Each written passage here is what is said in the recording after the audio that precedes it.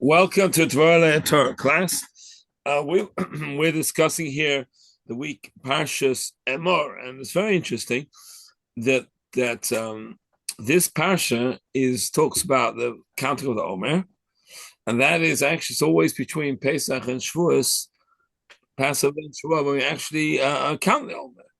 So it's very appropriate time of the year. So that's why I put in the introduction it's in the discussion here. So we got Passover, we have Shavuos, and we have the counting of the Omer. So let's try and get work on this. Okay.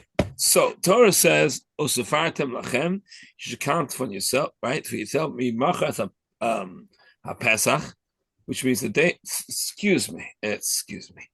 Torah says, "Usafartem mi machas a Shabbos." Count the day after Shabbos, right? And because you bring the sacrifice, there was an Omer sacrifice. What was it? It was actually made out of barley. Okay, there was two times when they actually brought us a barley sacrifice in the Bet HaMikdash. Usually flour was wheat. This was an exception. That was barley, and that was ready in the time of the second of Pesach, Passover. The barley was ready. So that's when they brought the sacrifice of the barley sacrifice. And from that, and they brought actually Omer, which is a certain measurement, certain weight of flour. Of that's how they made the mincha, the flour offering. And from that, they were able to, they brought the sacrifice on the second day of Pesach. They cut it the second night of Pesach, and they brought it on the second day of Pesach. And then from there, we count 7 weeks, and then we make the holiday of Shavuos. Right now, and on Shavuot, we actually bring a sacrifice made out of wheat. Not but wheat is called mincha chadasha, the new mincha, because that's the first time we actually use the wheat, the new crop of wheat for a sacrifice. Okay, you see, from when the barley offering, it's brought, from then on, it's permissible to use the new crop. We can't eat it. We can't consume the new crop until the sacrifice was brought, the second day of Passover of barley. Okay. Now, the first time they actually used the crop in the Beit Hamikdash in the temple, of wheat, was on Shavuot, and that's when you can use flour that was in the new crop in the temple, the Beit Hamikdash, for sacrifices during the year. Okay, excuse me. Um, so there's a few things we need to kind of clarify, understand what is, just to go through some of the topics here, of the concern. It says you should count Mimachras HaShabbos, the day after Shabbos. Now, what does it mean the day after Shabbos? So the sages tell us it means the day after the first day of Passover. The first day of Passover we're going to call Shabbos, and we count after that. And there's a famous argument with those who they were called the Sadducees and Baitusim. Those are groups of Jews who didn't believe in the rabbis' interpretations. And they went and said, no, Torah says Shabbos, it literally means Shabbos. And therefore, we have to make the calendar. There should always be the first day Passover should always be Shabbos. So that way, you can bring the sacrifice the day after Shabbos, Sunday. And the rabbis say no, it means the first day Passover, the first day Shabbos here means the first day Passover, and the rabbis had to make different proofs and to support their opinion that it's when it says Shabbos, it means the first day Pesach, and they had a lot of trouble about on this concept. So they made a lot of trouble for the rabbis because they were making trouble with when they used to set up the month. They'll try to confuse the rabbis, change the date to make the month they're based in. Well, those days a Jewish court will establish a month to make it in such a way that the first day Pesach should be Shabbos. So the simple question is, why does Torah make it complicated? Just say simple: day after the first day Pesach. Then you wouldn't have the whole argument. or just say the day after Yom Tov. Why does Torah write day after Shabbos? Just say simple, the day after the first day of Pesach. Finished. Then everyone will know what day it is. You have to write Shabbos, which is not clear. And the rabbis have to explain it means the first day Pesach. And then they have the whole argument with these Sadducees. Just say straight out when it is. That's one thing we need to understand. And another issue that what we need to clarify here, that on Passover, as we know, we're very careful with chametz. No wheat, no chametz at all. Even a speck of chametz we make all these concerned, and we make all these cleaning, and we have all these things that we do in order to make sure that we shouldn't have any chametz on Pesach. And why is chametz? Chametz is so bad. Chametz is idea of, as we all know, we explained it many times.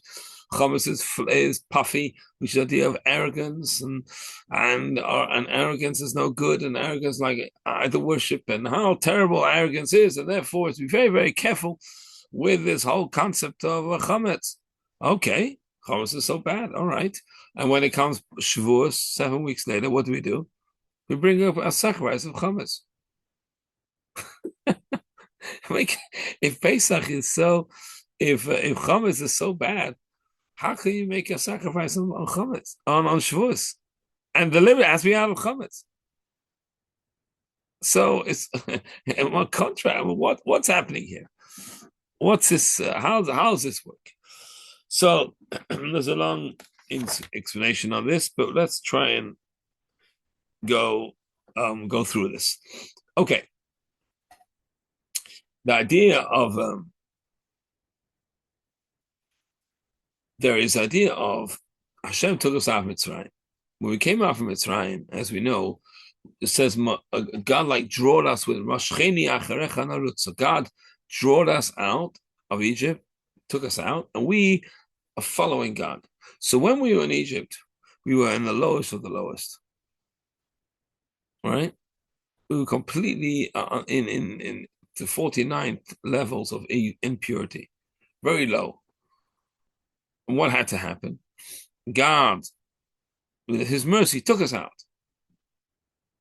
Right? Took us out of that. Took us out. But we were complete. So we were in. So we were in. We were kind of sunk into this in evil, in impurity. Right? What happened? Afterwards, we count the Omer. What's the idea of counting the Omer?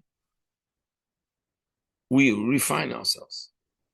Refine our evil, our animal inkling, our animal soul that we have inside of us. You see, Bali is up the ladder.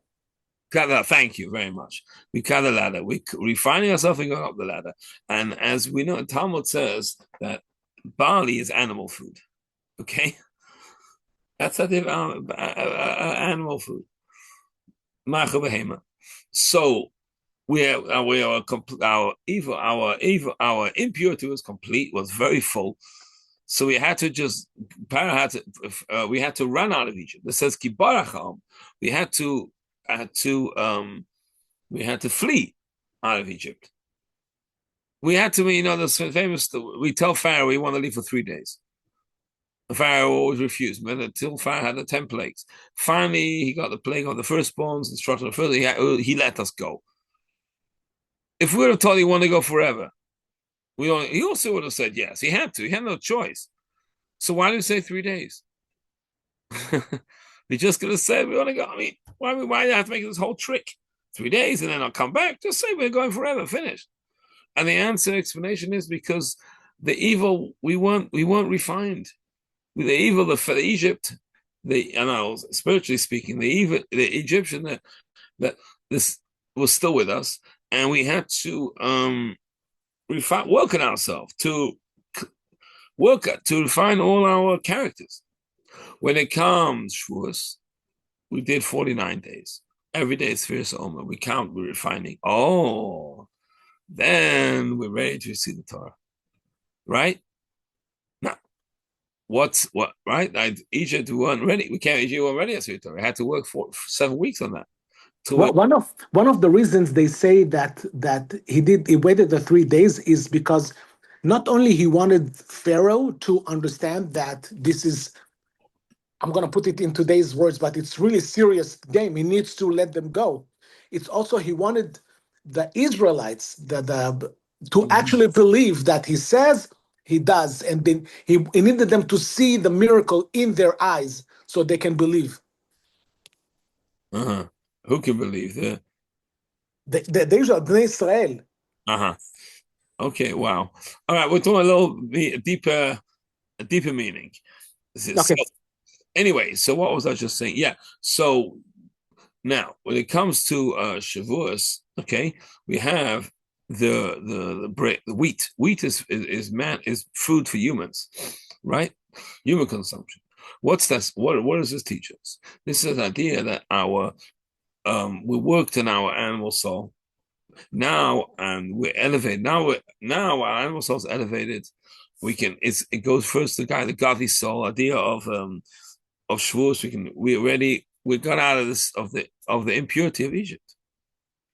Okay, now so therefore we're able to have the wheat and what is we're able to have wheat. How does this work? You see, as we mentioned earlier, that the difference between matzah and chametz. Okay, matzah is thin. It doesn't puff. It's a very right. What's a show? It shows on the idea of complete trust. Amuna.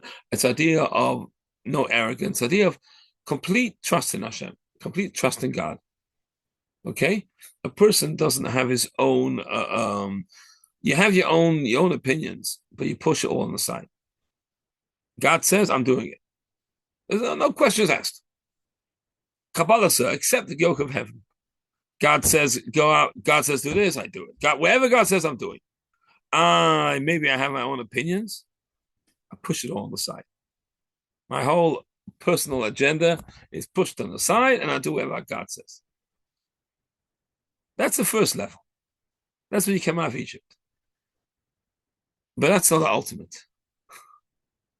Because why? Because we're humans. We have seichel. We do have intelligence. So just to push away our intelligence and all our answers, just say, I'm doing whatever God says, that's the beginning. As mentioned before, it goes up on the ladder. Once we refine ourselves, we work on ourselves for these 7 weeks.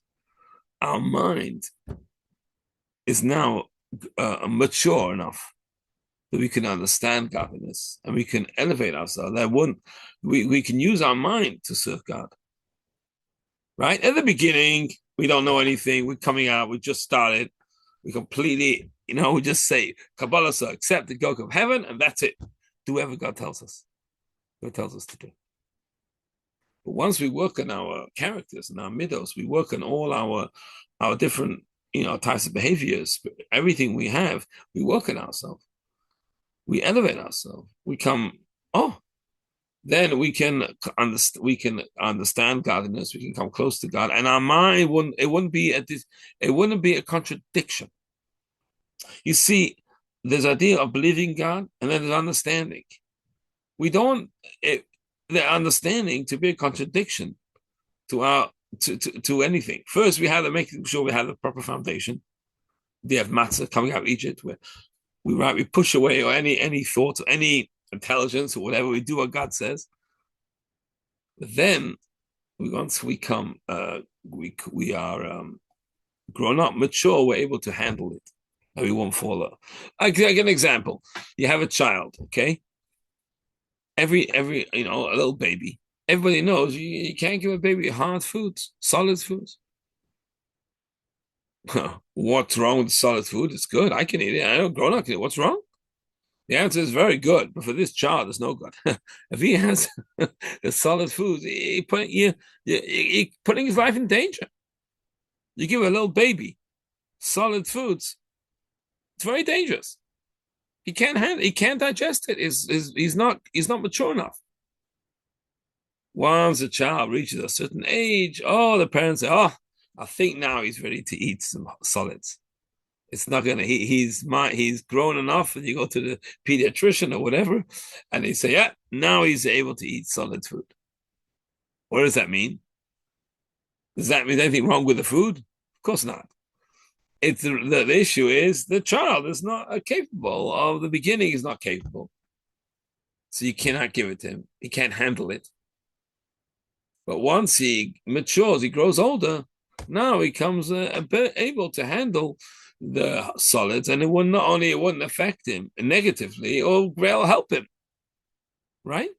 He will grow, he will expand, solid foods, and he's fine, and it will be good for him, and he should have it. So everything in its right time. If you give it the good food but at the wrong time, in big trouble. So the same thing about it, what we're talking about here. Pesach is the beginning, the birth of the Jewish people. Oh, over there we have to be very careful. We're just born. We can't have the wheat yet. We're not ready. Too much. We're not gonna handle it properly. Once we mature ourselves, become grown up, we're able to, after this weeks of during this Omer counting, we can bring on the base of Mikdash in the temple an actual sacrifice of wheat, and that's okay. Not only it's okay, you should be. We should do it. We're able to. If you're able to, you must. And, he says, if you can, you must. And this, so now, so we asked the beginning of this discussion. Why does Torah say the day after Shabbos? It should just say the day after Pesach, right? Why does Torah say you should bring the sacrifice the day after Shabbos? Then we have the whole dispute with the Sadducees, etc., etc. And the explanation is like this: as we know, there are 7 days of the week, right? The week has 7 days. The highest day of the week, as we all know, is Shabbos. Shabbos is the holiest day. It's part of the week, but it's holier than the rest of the days. And then you got a day called Mimachat Shabbos, the day after Shabbos. What does that mean? Day after, even higher than Shabbos, right? So, in order to give us the strength to overcome, to do this job of working on refining us and everything, we need a boost. We need this strength from God, which is above the whole universe, the whole concept. Hashem made the world. God made the world. Everything in the world. That's all 7, right? The 7 days a week. The world is 7. That's regular cycle. 8. Oh, beyond 7, I want to say 8. Beyond, the higher than 7 is a strength that's beyond everything. And that gives us a strength. When God gives us this extra boost, this extra power, this extra to get on, to do our job. And that is so it's how we're able to count, how we're able to also Safartim comes with counting, which means also refining, shining. Where do we get this ability to do our job properly? Oh, this comes from there, higher than Shabbos, be higher than the world, higher than the regular system, the regular cycle. All right. Now that gives us the strength to work on ourselves and to refine ourselves, etc., etc. So just to a little recap over here. So we have the beginning we discussed. We counted that barley. On Pesach, on Passover we have the barley sacrifice. Shavuos we have the wheat. What's this idea, and why does Torah say the day after Shabbos? Why does Torah say count the day after Pesach? And this idea is we explain that matzah, barley is the idea of barley is the idea of the animal soul, that we have to work on our animal soul, and the idea of matzah on Pesach, which is the idea of complete humility, because we are we accept the yoke of God without any understanding. We just accept it. We don't have any intelligence. We put our intelligence on the side. That's the beginning. Then through working on ourselves, we can take through 7 weeks of counting Omer, we refined our middles, we refined our characters. Then we're able to handle wheat. And the idea is, we can have intelligence, and we wouldn't fall astray. And therefore Torah says, count after Shabbos, because we get the strength from above everything higher than the week, which is higher than the cycle or the general cycle of the world, and that gives us the strength to do all avoda, our service to God, and then we get closer to Shavuos, which has to receive the Torah and Shavuos. Thanks everyone for joining. Rabbi, I'm overly sorry. That's can you explain a little bit because it's confusing? Oy. It says Usfartem lahem Lochem. mimaharat hashabat miyom habiehem et Omer, right? Yes. So it clearly said it's after what? What we start counting after Pesach, right? As we start counting, we start after Pesach. Mm-hmm. It doesn't say start after Pesach. After Passover. Oh, it's it says over there that that's when it's supposed to be brought. It says on there that you're supposed to bring the sacrifice on the festival of Passover.